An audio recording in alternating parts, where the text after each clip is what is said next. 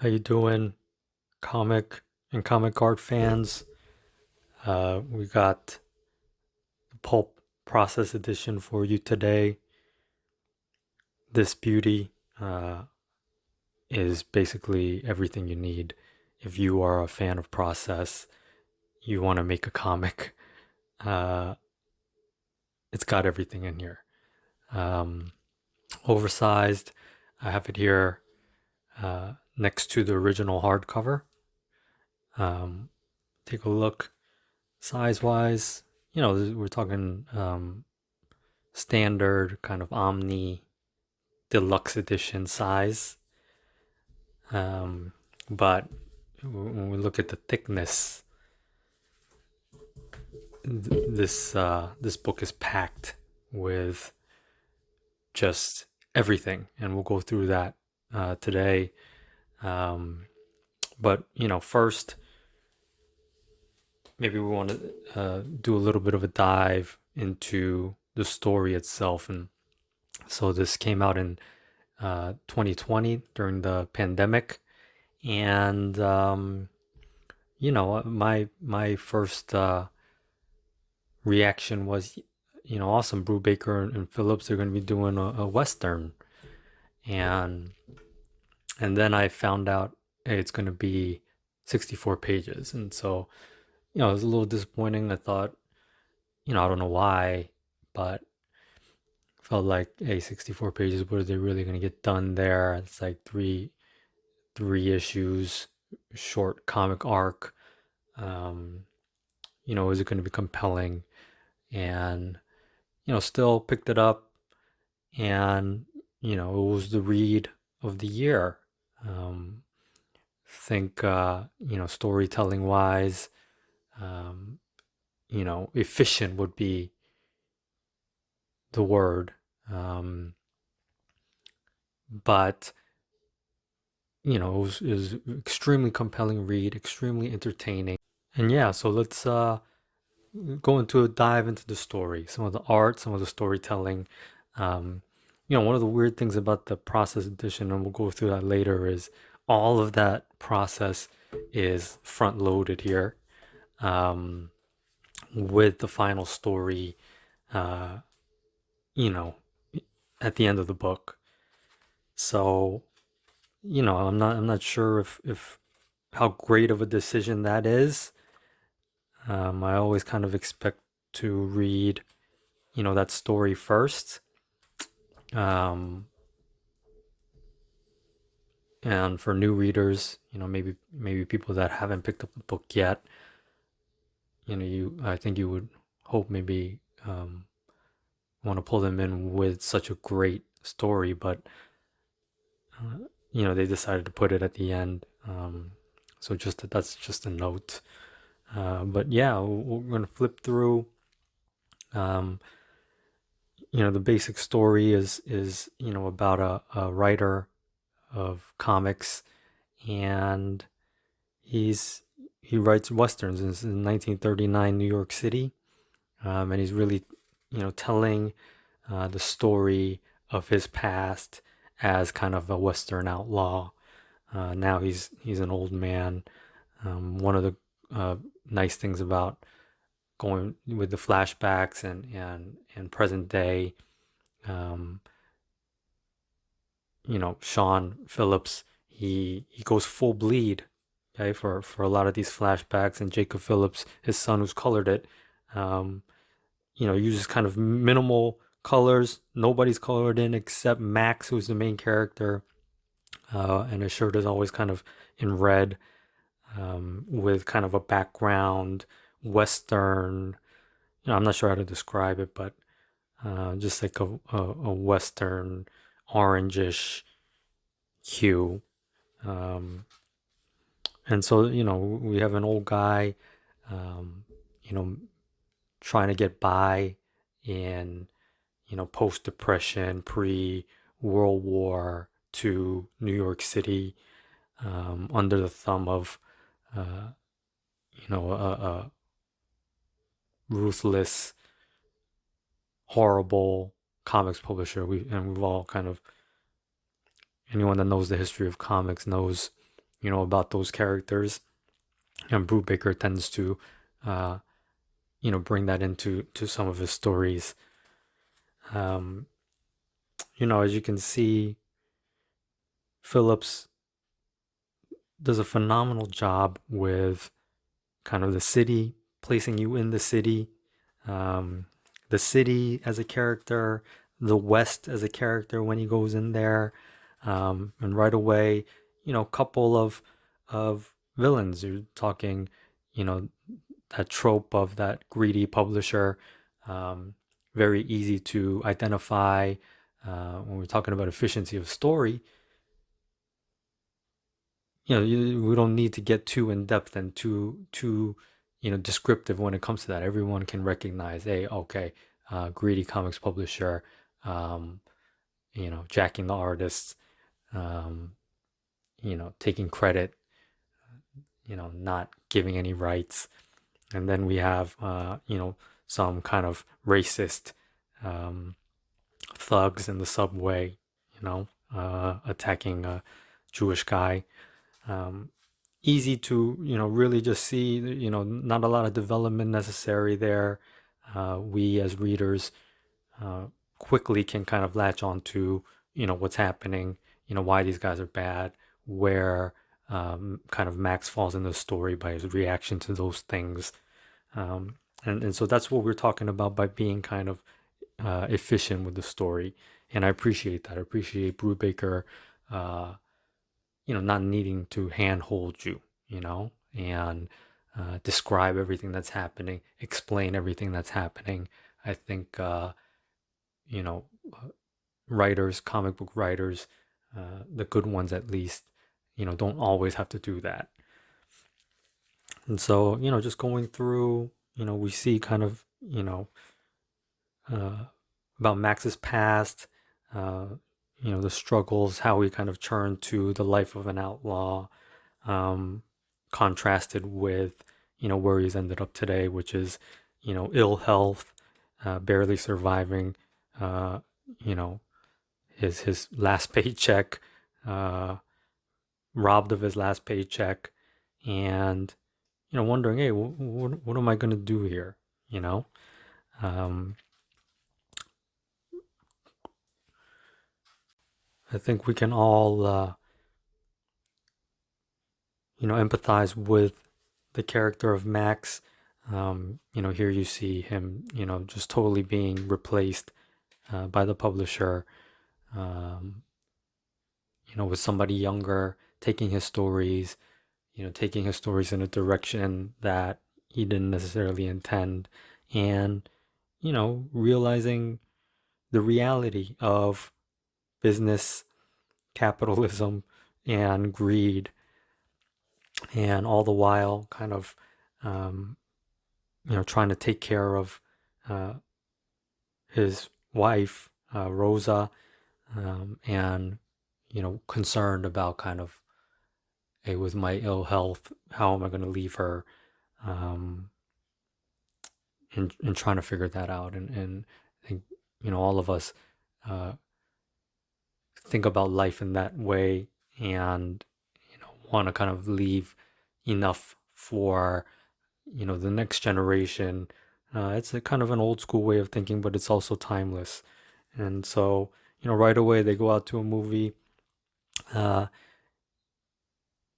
Next kind of villain or context as to the plot, which is World War II. The Nazism is rising, and there's surprisingly lots of supporters, and uh, you know, it's just a moment in time, but I think later on, we get to see um, that take a bigger, play a larger role in the story.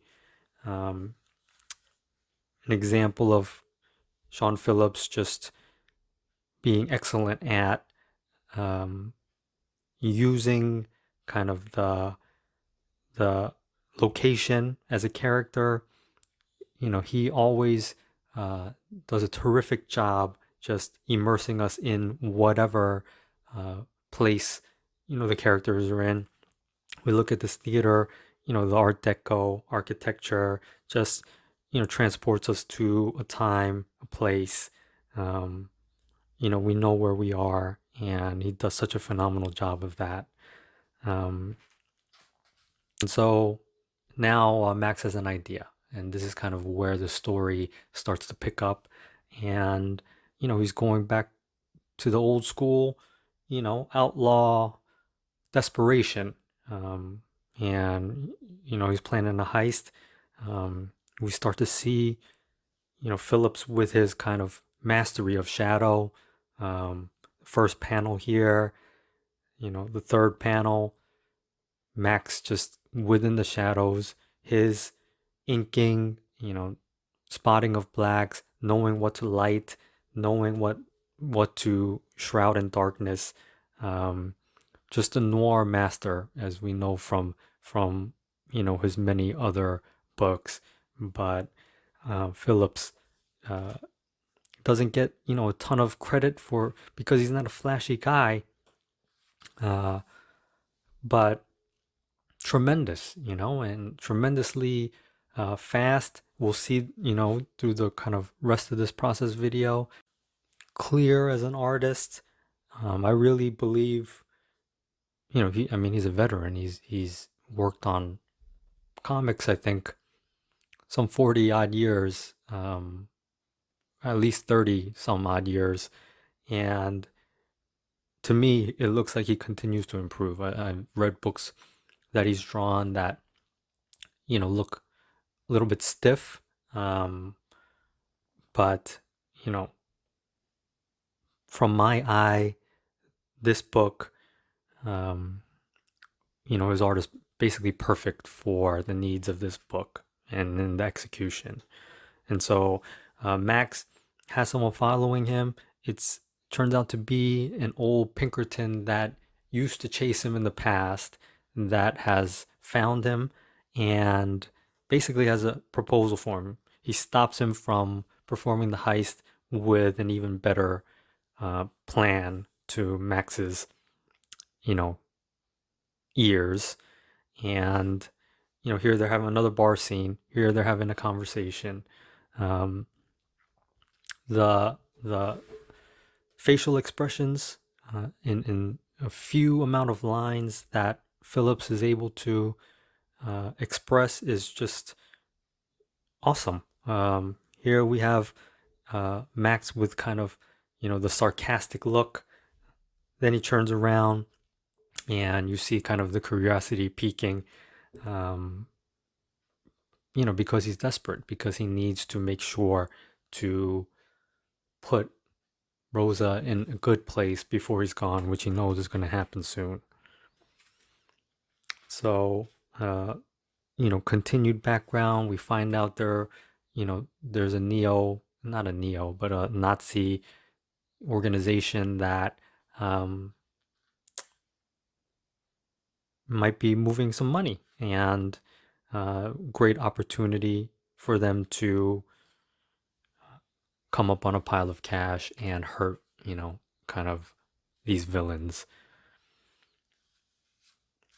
You keep looking the scenes, the cityscape, um, first and last panel, full tier, just it's very familiar. It's you look at it and you say, oh yeah, that's kind of like early mid-century New York.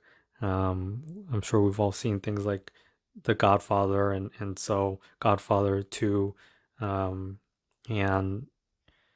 it just looks familiar, and Phillips does a great job with that.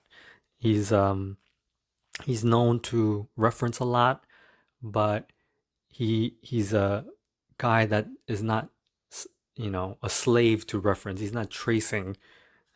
He brings his own style. He adjusts as necessary.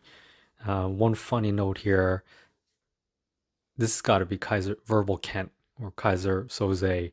Um, when we're talking about reference, I don't know. That's the first thing that stood out to me, but I found it kind of funny. A kind of weaker Max, old, dragging, and so first thought, this guy was maybe watching Usual Suspects and took this from there. Um, so, they continue to plan.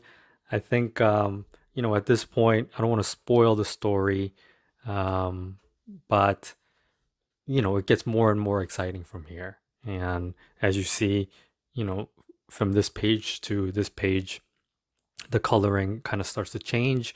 You get back to that kind of like orange, purple orange, Western outlaw um, kind of background, and um, yeah, I mean, along with that comes some outlaw behavior. So taking us back to the rest of the book, um, beautiful book. Um,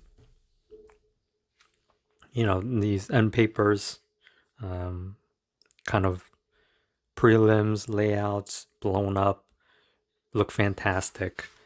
Um, we start with long introduction from Brubaker, but kind of, a look into his writing process and kind of his outlining process.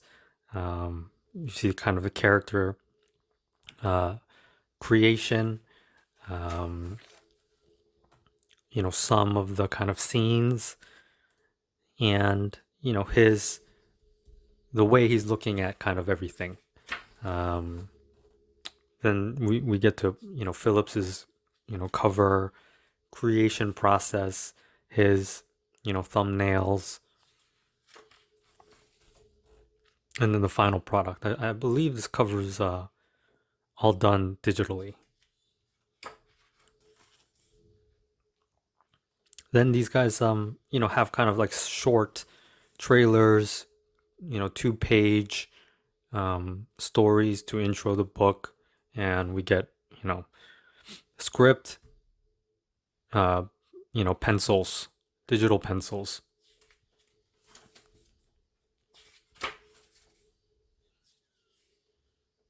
I think they do a good job of kind of hyping everything, marketing. Um, Most of the time, you know, I'm interested in whatever is coming down the pike from them, and this is a big part of the reason why. Not, I mean, obviously the reputation, but they make it exciting. They make you anticipate having this book in your hands.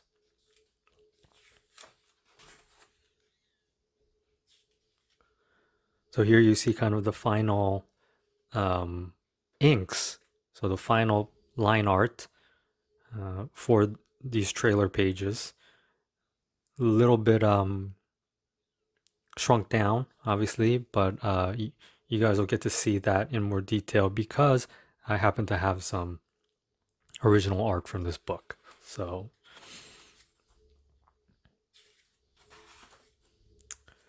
then we get kind of thumbnails. It looks like Brubaker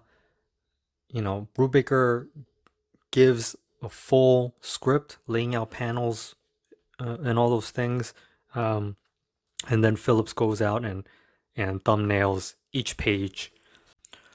So you get every single page, and I went through, try to compare a lot of these thumbnails to the end product, and it's all pretty close, which was shocking. There's only kind of the basic, layout of each panel in here, but once it looks like once Sean has it down, there's not a ton of changes that are made, and I was surprised at really the detail in Brubaker's script. Um, yeah, I mean he breaks everything down by panel, you know, dialogue, what's happening, how the panel looks. That was kind of shocking to me. And Philip says he definitely has room to adjust to what he might think suits the story. But from my comparisons, he sticks to the script and he executes it perfectly. And so, what you see is just, he works the pencils on computer, um, or Cintiq or what. I'm not sure. He mentioned it, but I'm not that familiar with that software. Um, and then he goes out and inks it. And so the benefit of doing the pencils on the computer is he can print out everything onto a large board, title page, um, word balloons, dialogue, and it's all ends up showing up on the original art. So yeah, I mean, we have this in the whole script. The whole script is in this book. Every pencil page is in this book. Um, it's a phenomenal look into uh, how a comic gets made, and how a fantastic comic gets made.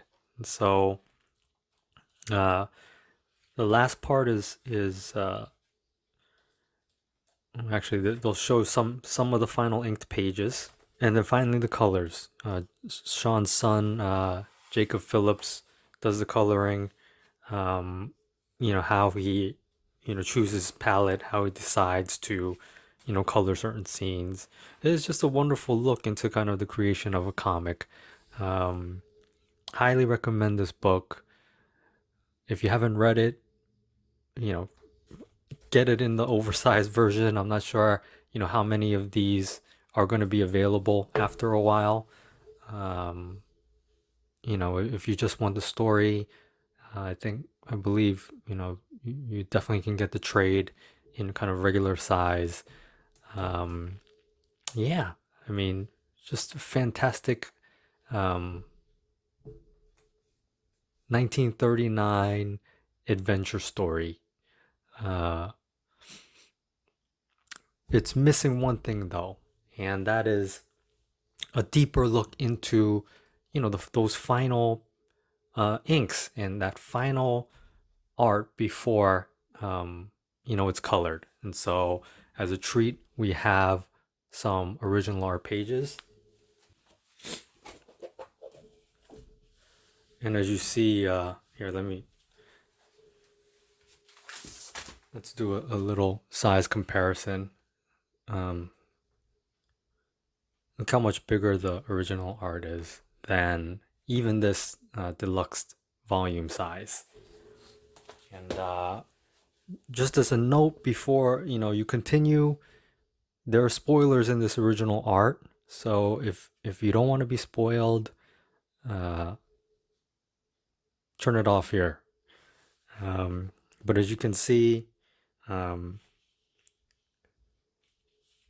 this is impressive in person. You see that Sean uses a lot of kind of like a dry brush style. Um, One of the kind of negative points about this book and the art from this book in particular is he didn't spot his blacks all the way. Um, he did that digitally, and so I'm assuming that's was done just to save some time, um, and just be efficient. Um, but yeah, I mean, when you look at the art, I guess if you don't know what you're looking at, it's not that bad. But when you know the story and what's supposed to be there, it looks like something's missing. And I actually emailed Sean to see, hey, would you mind if I, you know, filled these blacks? And he was totally fine with it. He said, make sure to use India ink. Um, and now, with this process edition, I get to see kind of what he's would have used to, fill those blacks in. But I haven't had the courage to actually do it. So, um, this is great to have. I have a very nice sequence of about, I think 4 pages, and then 2 pages from the kind of climax of the story. Um, some of the Western scenes, some of the kind of 1939 action scenes, nice moment between, you know, Max and the Pickerton. I can't remember his name. Um, but yeah, no, Jeremiah Goldman is his name. Um, yeah, I mean, great expression. Even just in a quiet, talking heads kind of conversation page, we still get um, Phillips placing us somewhere, and we're still in the city. Um, yeah, I mean, this is just fantastic. It's fantastic to have this art and to be able to, look at it up close in person. Um,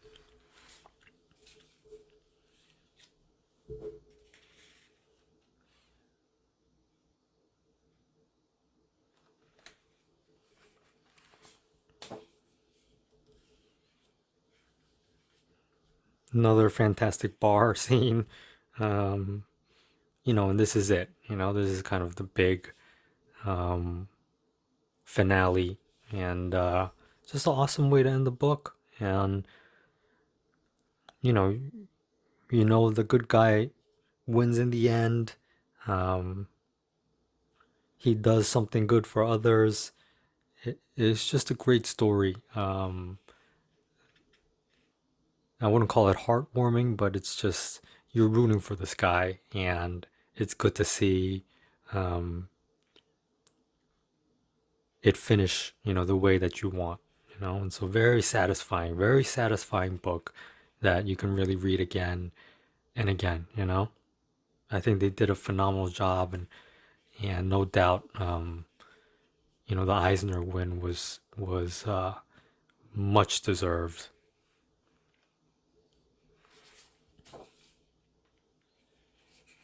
Now we got some pencils on the back. Maybe he printed this twice on accident. Yep, just a fantastic conclusion.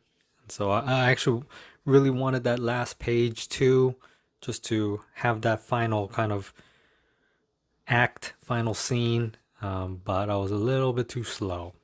So,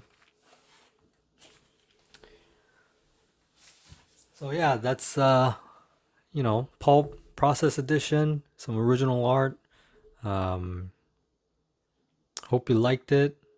Uh, comment. Let me know what you think. If you read the book, what more you'd like to see. Thanks for watching.